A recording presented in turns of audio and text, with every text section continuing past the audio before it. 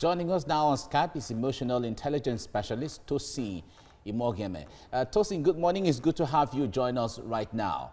When it comes to the issue of emotional and mental health, I wonder how the coronavirus is impacting on people in that regard. The thing is, you see, there's a saying that it's not our circumstances that affect our lives. It's our thoughts about our circumstances.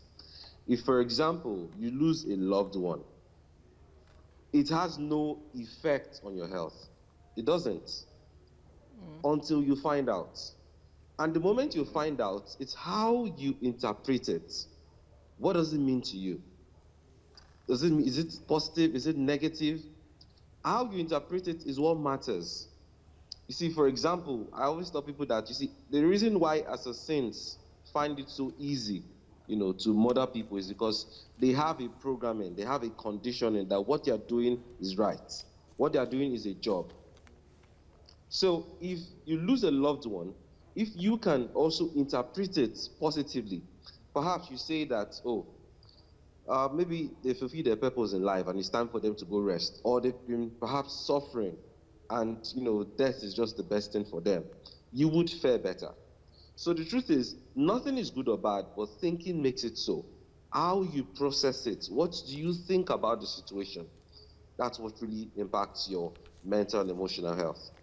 All right, Nigerians are known to be resilient people in the face of any form of challenge, but this seems to be a little different with the level of anxiety that you find amongst Nigerians this time.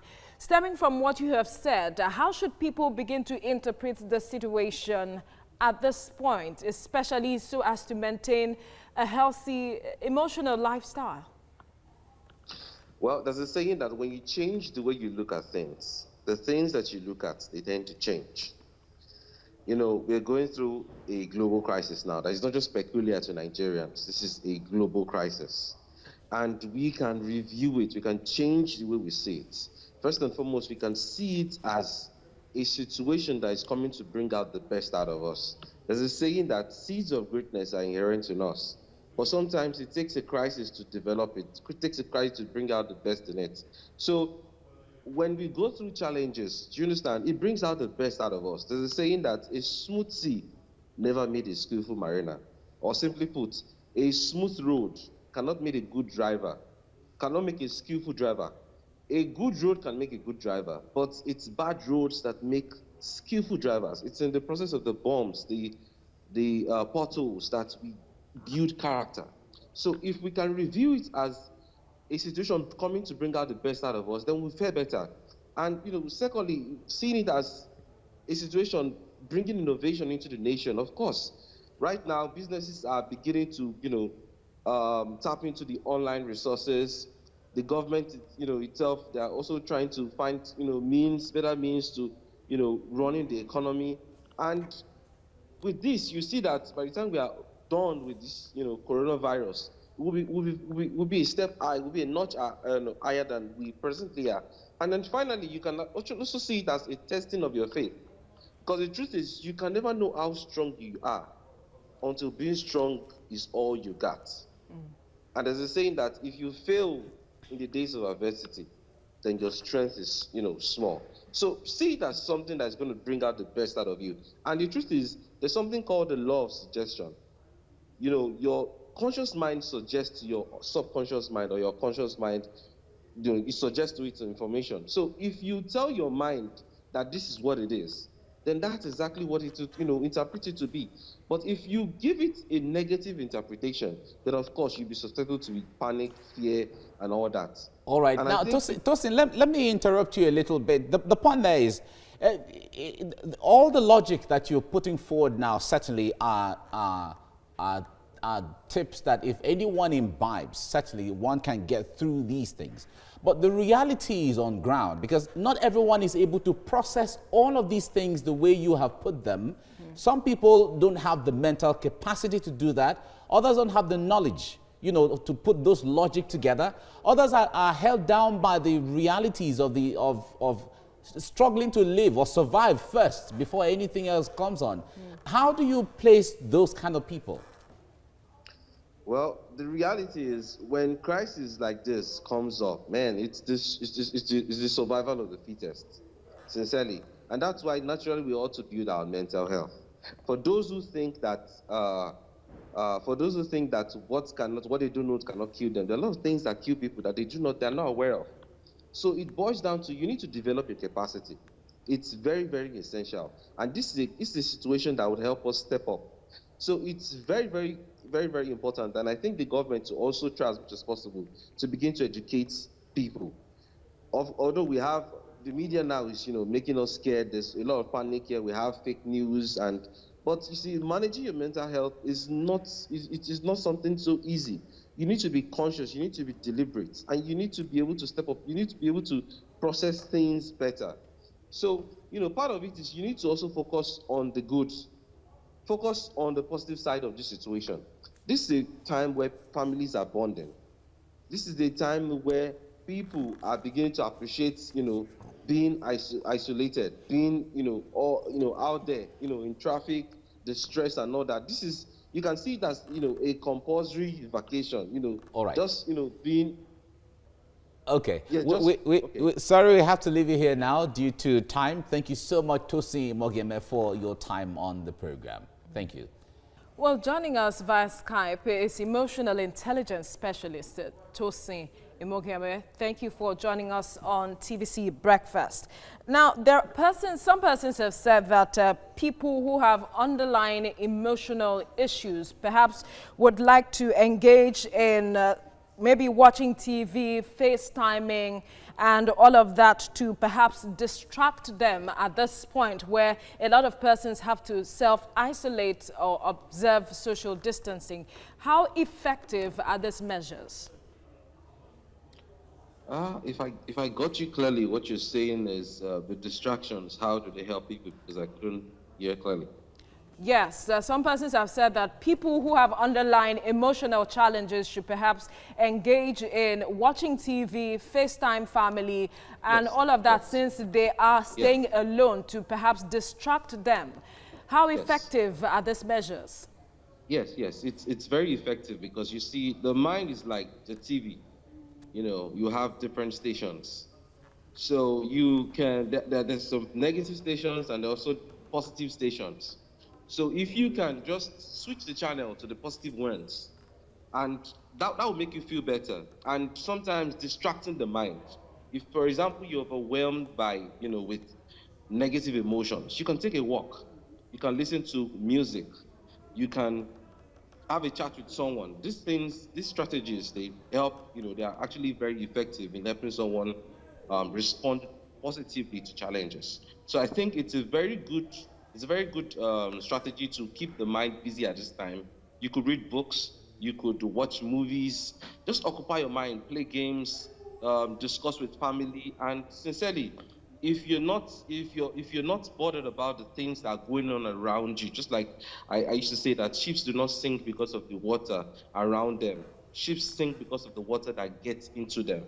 So when there's a storm, the sailor doesn't focus on the storm. He focuses on the ship and how well he can manage, the ship. So it's very, very, very important for you to manage yourself properly at this time. Don't give in to the negativity, that's ravaging the world, because that would make you susceptible to fear. That would make you begin to worry. That would make you begin to think that, the world is coming to an end. But if you can focus on the positive angle, I usually say that, you see, even if 99% of the things in your life are going wrong, focus on the 1% that's going right. Because you see, what you focus on is what manifests. There's something called the reticular activating system. And it tends to bring information to validate what your mind is telling it. So if, for example, you say Nigeria is so messed up, your reticular activating system starts to show you things in the country that, validates the fact that, yes, the country is bad. But if you say to yourself, God bless Nigeria, Nigeria is, so blessed, we are doing so well and all that, you begin to see positive things around you. So that's how it works. All right. Tosin Imhogiemhe, we have to leave it here now. Thank you very much for your time on the program. All right, joining us now via Skype is emotional intelligence specialist Tosin Imhogiemhe. All right, it's good to have you join us, Tosin. Right now, let me begin with the question in the clip there. What really constitutes mental well-being? If I have, sorry, emotional well-being and mental well-being in that, you have to put it that way. Oh, okay. We are controlled by our thoughts and our emotions. Now, there's a logical part of our being and there's an emotional part of our being. It's just like saying the IQ versus the EQ, concept. So, and this, has a long way or has a huge impact in how well we fare in life. Because your mind, for example, controls how you think, how you act, everything about you. It's, dependent on your mind. So that's basically being your emotional and mental health. All right, in this time of self-isolation or self-quarantine, social distancing, what are the impacts on the emotions and what could be the consequences at this time? I think one of the things now one of the factors that is actually ravaging the world now is fear. The world is in panic. And you see, fear has a way of, fear intensifies pain. Fear makes you suffer even, before you are being inflicted with whatever circumstance. So if we can be able to control our emotions, focus on faith rather than fear, would fare better. Because you see, fear, for example, there's something doctors do not tell patients. And it's the fact that they treat their fears just as much as they treat their diseases or their injuries. Because they know fear is a major factor. It's basically how your attitude towards what you're going through. It has a major, role to play in you, being able to overcome that circumstance. So fear and then worrying, unnecessary worrying, and I often tell people that, you see, worry is the most useless activity on the surface of the earth. Worry is what causes hypertension. So you need to manage, you need to be able to control yourself. Now, for example, if coronavirus is going to be solved, if it's going to be resolved, is there any essence to worry? Of course not. Just, wait until then. And on the other hand, if it's not going to be resolved, just as some people say that this is end time, then what's the point of worrying? All you just need is just to get your affairs together. But we are hopeful. We strongly believe that we are going to overcome this. This is just a phase in life. And so these are the emotions that people feel and they begin to suffer even before being inflicted, with the disease. Now, there are people who actually been infected and they are focused on recovering. On the other hand, there are those who are not infected are focused on, getting it or, being infected. So it's just basically focusing on the positive angle, focus on the positive side of it. There's a saying that ships do not sink because of the water around them. Ships, they do sink because of the water that gets into them. So amidst the chaos and the uncertainty and the crisis in the world, keep calmness within you, keep stillness within you. Try as much as possible to focus on the good aspects of life. Bond with your family, engage your mind, read books, play games. Don't let the affairs of the world get into you, because this is merely a phase. We've had Ebola, we've had cholera, the economy is bad, things are happening that are not, are not favorable. But how we respond, how we react is what matters. Do you understand? If we see it as something that's going to bring out the best of us, something that's going to, test our faith, something that's going to inspire innovation in our nation, All trust right. me, we'll fare better. Okay. All right, Tosin, let's leave it here now. Thank you so much for talking to us on TVC Breakfast. All right.